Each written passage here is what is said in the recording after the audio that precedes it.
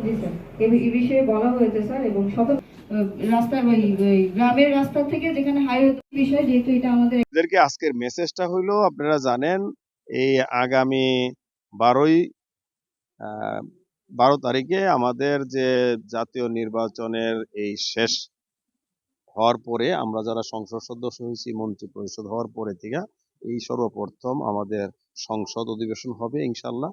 আমরা এই সংসদে যাব। সংসদে যাওয়ার আগেই আমরা চাইতেছি যে আমার যেহেতু মুন্সিগঞ্জ 1-এর 2টা থানা, 2 থানার ভিতরে কি কি বেশি প্রয়োজনীয় জিনিসগুলো আমরা ফাইন্ড আউট করতে পারলে আমি সেখানে ইনশাল্লাহ উত্থাপন করব।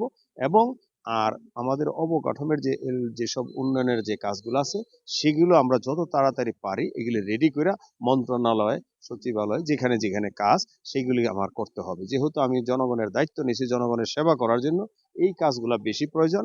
এবং আইন শৃঙ্খলার কিছুটা হইলো সমস্যা আছে।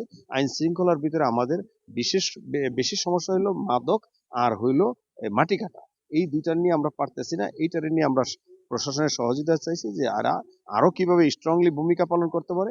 এতে আমাদের জনগণেরও ইনশাল্লাহ আমি মনে করি জনমত তৈরি করতে হবে। সবাই আগায় আসলে এই মাটি কাটার দস্যুদেরকে আমাদেরকে ফাইন্ড আউট করতে হবে। এদেরকে যে কোনো প্রকারে হোক মাটি কাটা থেকে বন্ধ করতে হবে। আর এর সাথে সাথে আমাদের সরকার প্রধানও আমাদের নতুন প্রধানমন্ত্রীও চান এই দেশে যেন কোনো নেশা না থাকে। সেই নেশার সয়লাভে বাংলাদেশ।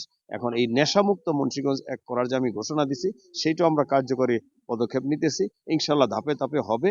আমরা এখন আপাতত যে মেডিকেলের জন্য আপনারা দেখছেন, আমি আজকে 16 মেডিকেল ঘুরছি, ভিজিট করছি, সেখানেও সমস্যা আছে। আমাদের স্টাফ নাই, আমাদের মেকানিক টেকনিশিয়ান নাই, আমাদের বিভিন্ন ধরনের মেশিনপত্র নাই, সেই সব জিনিসগুলো দরকার। এবং নার্স ডাক্তারদের থাকার ব্যবস্থা নাই, সেই সব ব্যবস্থা করতে হবে। এইখানেও বড় বড় অফিসাররা আছে, তাদের কোনো থাকার ব্যবস্থা নাই, সেই জিনিসগুলো আমাদের করতে হবে। সব ফ্যাসিলিটি দেওয়ার পরেই আমরা না একটা ভালো রেজাল্ট পাবো। তা আশা করি যেহেতু আমাদের সরকার বিএনপির সরকার, জনগণের সরকার, জনগণের উন্নয়ন করে, ইনশাল্লাহ আপনারা দোয়া করবেন, আপনারা সাথে থাকলে এটা ধাপে ধাপে ইনশাল্লাহ পরিবর্তন হবে। তবে আমাদের মেন কাজ থাকবে এখন আইন শৃঙ্খলা, কারো উপরে যেন কেউই অন্যায়ভাবে কোনো অ্যাকশন না নিতে পারে। আমাদের একটু সুযোগ দেন, ইনশাল্লাহ পরিবর্তন হবে। তো ধন্যবাদ, আপনারা ভালো থাকেন। আপনার এই যে